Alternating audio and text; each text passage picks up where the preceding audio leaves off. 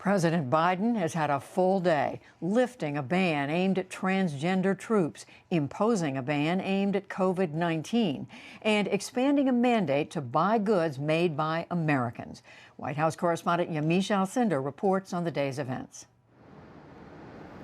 President Biden's first full week in office and a flurry of executive actions. Thank you very much for being here. At a morning meeting with Defense Secretary Lloyd Austin, Biden revoked President Trump's ban on transgender individuals serving in the military. What I'm doing is enabling all qualified Americans to serve their country. Transgender personnel, if qualified in every other way, can serve their government in the United States military.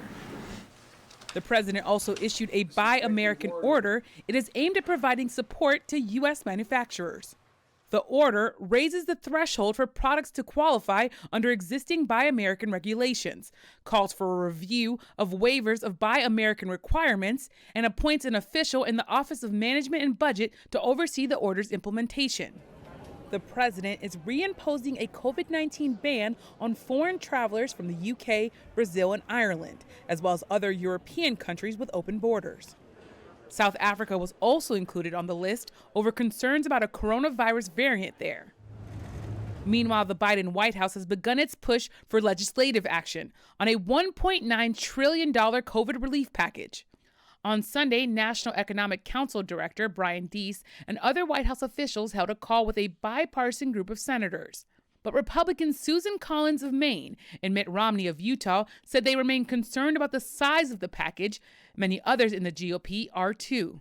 Thank you. Vermont Independent Bernie Sanders, who caucuses with Democrats, has said he is also skeptical that a bipartisan deal can be reached. Instead, he is suggesting a process called budget reconciliation.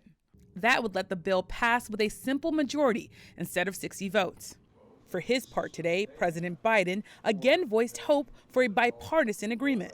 Whether we get it all done exactly the way I want it remains to be seen. But I'm confident that we can work our way through.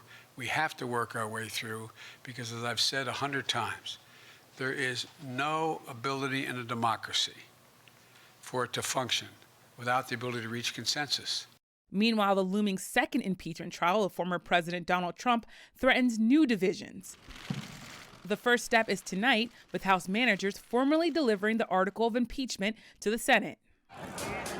It accuses Trump of incitement of insurrection. That comes after he urged supporters to march to the Capitol on January 6th, and a mob of them stormed the building. On Sunday, Florida Senator Marco Rubio was questioned about whether it was unconstitutional to try a former president. He said this.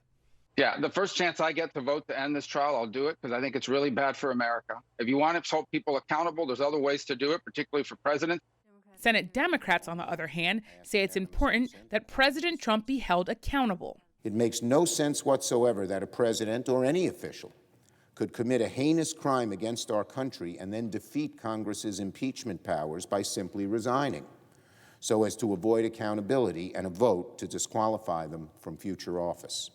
The trial will not begin until February. That gives the former president more time to mount his defense and the current president more time to confirm his cabinet nominees.